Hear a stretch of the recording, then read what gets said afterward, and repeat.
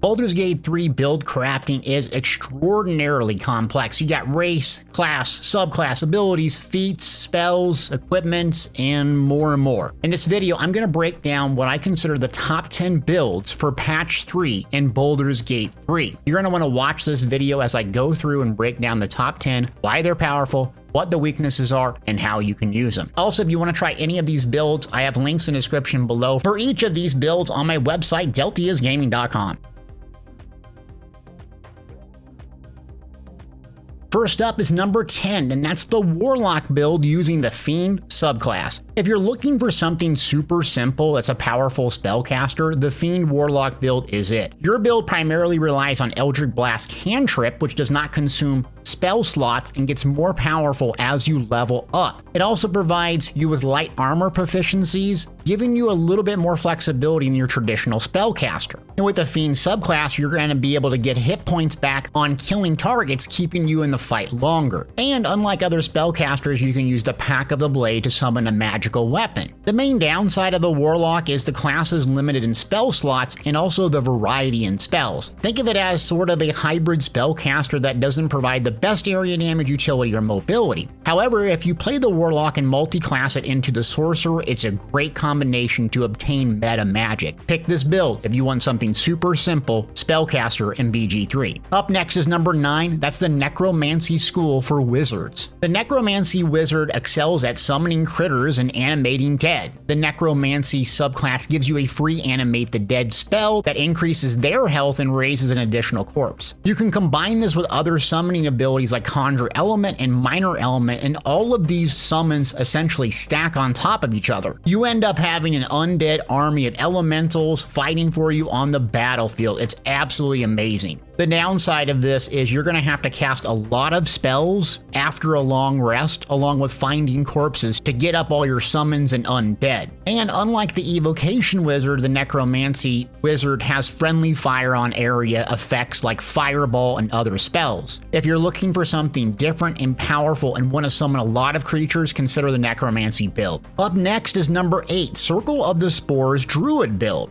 The weakness of the Druid class is the emphasis on wild shape, and that seems fun and interesting using a bunch of little animals, but it's actually not that powerful. The difference in the Circle of Spores subclass is that you can use these wild shape charges to enhance your spells. You can use Halo of Spores to create a cloud of neurotic spores, dealing necrotic damage in a massive area. You can then stack Symbiotic Entity, dealing additional necrotic damage and gaining temporary hit points. This allows the Druid to do passive damage and frees up both their action and bonus action for spells and consumables without requiring light wild shape. You essentially get the ability to cast powerful spells, provide area damage, and support if you need it. What holds the class back? It doesn't have meta magic like the Sorcerer, it has friendly fire unlike the Wizard using the Evocation build, but it's a fun, interesting spellcaster that does really good in combat. Up next is number 7, Way of the Open Hand Monk. The Way of the Open Hand Monk is an extremely strong build if you play it as a multi-class build using the Rogue Thief combination. The Monk class incentivizes you to use bonus actions for unarmed attacks. So if you combine this with the Rogue and the Thief subclass, you're going to get additional bonus action. The Monk has an ability as well to get an extra bonus action for 3 turns, allowing you to stack 3 bonus actions with your action, which also gives you extra attack for essentially 5 attacks in 1 turn. With passive ways to amplify your damage and using unarmed attacks, you're not going to have fancy swords and staffs to do a lot of damage. The downside of this build is it's entirely mobility dependent and also doesn't really have a way to deal with incoming stuns and crowd control effects. If you want something different and you want to feel like a warrior ninja monk, this is the build for you. Moving along to number 6, and that's the Berserker Barbarian build. The Berserker Barbarian is probably the most straightforward melee damage dealer in the entire game. The Barbarian has unarmored defense, similar to the Monk, which incentivizes using clothing rather than medium armor. You should play this build one way, all out meathead aggression, attacking to maintain rage or frenzy every turn, which increases your damage done and reduces your damage. You're going to have very high HP, so you're going to be very survivable even using clothing.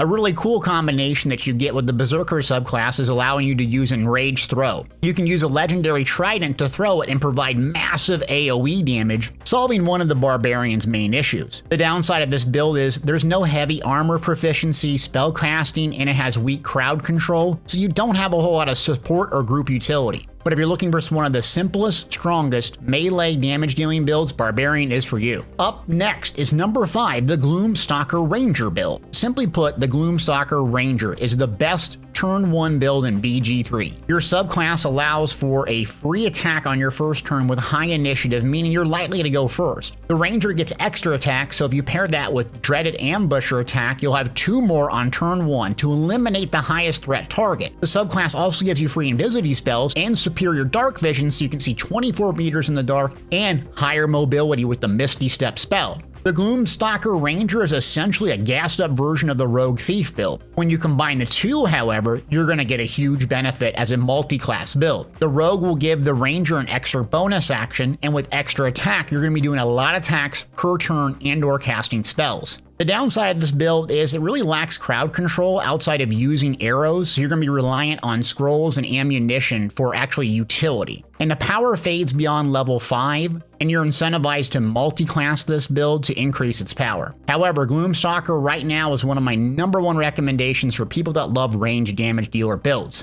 Up next is number 4, Life Domain Cleric build. The Life Domain Cleric is a dominant support and versatile build in BG3. The Life subclass unlocks heavy armor proficiency and powerful healing domain spells. You have a one-hand and shield-wielding heavy armor spellcaster that is incredibly survivable and an ability to heal in a massive area. But you're not limited to healing with this subclass domain. You get Spiritual Weapon and Guardian of Faith. Both spells do not require concentration and can stack, aiding you in combat while maintaining concentration on your buffs for the group. The Life Domain Cleric also has many spells for crowd control, like some of my favorites, Banish and Command. You have powerful buffs like Bless, Beacon of Hope, and Death Ward. And you can combine Healing Word with Cure Wounds to get a bonus action and an action heal in one turn, and it's powerful once you level up and get the AoE versions of both of these abilities. The weakness of the class is there's no additional action or bonus action, and you're going to have terrible mobility that you can solve with gear that offers you the Misty Step spell.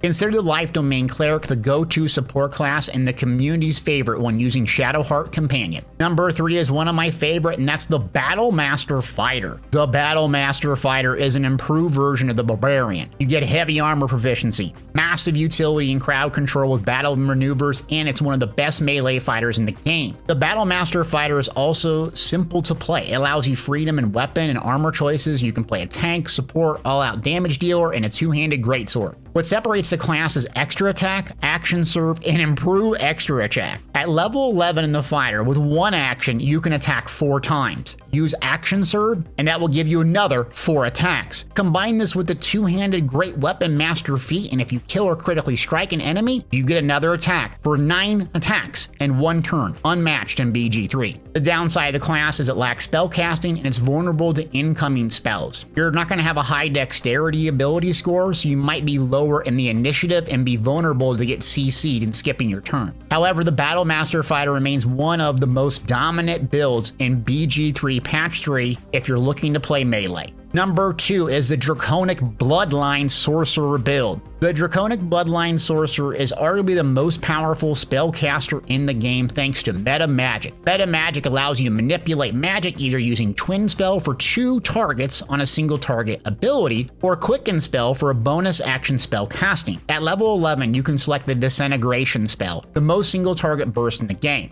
This provides 50 to 100 damage per cast, and then you can combine it with Twin Spell to attack 2 targets with 1 spell slot, possibly 100 to 200 damage. And we're not done yet. You can then activate your meta magic again for Quicken using your bonus action to cast another spell, whether it be massive area or more single target damage. Per turn, there's nothing that compares to the Sorcerer in pure raw damage. The downside of the class is you gotta constantly rest over and over to recharge your spell slots in your meta magic. The class also has limited spell selection and cannot prepare spells similar to the wizards. You can't swap them in and out really effortlessly. But you can use scrolls, which is very helpful, and if you pick the right spells while leveling, this is going to be a powerful build for you to use. Now we're moving on to number 1, and that's the Oath of the Vengeance Paladin build. The best overall build in BG3 Patch 3 is Oath of the Vengeance Paladin. You have the most versatility, single target damage, and survivability all in one class, plus you can use heavy armor and look cool. That matters, right? With the Vengeance subclass, you solve the issue of the Paladin, and that's its lethargic mobility. You gain Misty Step and extra attack at level 5 and feel a massive spike in power, without the need for Amulet of Misty Step or Disintegration Nightwalker boots. The Paladin, like the Fighter, has access to nearly all weapons and armor type, freeing up multiple playstyles. What separates the two is the ability to combine extra attack with Divine Smite, giving you incredible raw damage potential. The Paladin, unlike the Fighter, can also heal allies with Lay on Hands and other spells. And it seems like the developers really want you to use the Paladin because there's tons and tons of gear options specifically designed for them. The downside of the class is you're going to have lower dexterity, so in combat you're not going to go first. You're also terribly immobile, and you have to follow what's called oaths. So if you break your oath, you can play the Oathbreaker build, which is kind of annoying to swap back and forth. Basically, you should be a bad guy, not murder innocent civilians. The Paladin is also great to multi-class with the Fighter to get best of both worlds, but it also can be very complex to sort out. I highly recommend playing the Oath of the Vengeance Paladin. It's the best build in Baldur's Gate 3 Patch 3. I hope you got something out of this video. I have links in the description below for each and every one of these builds on my website, Deltiasgaming.com. So make sure to come there, hit that like, hit that subscribe, and leave me a comment if you want more Baldur's Gate 3.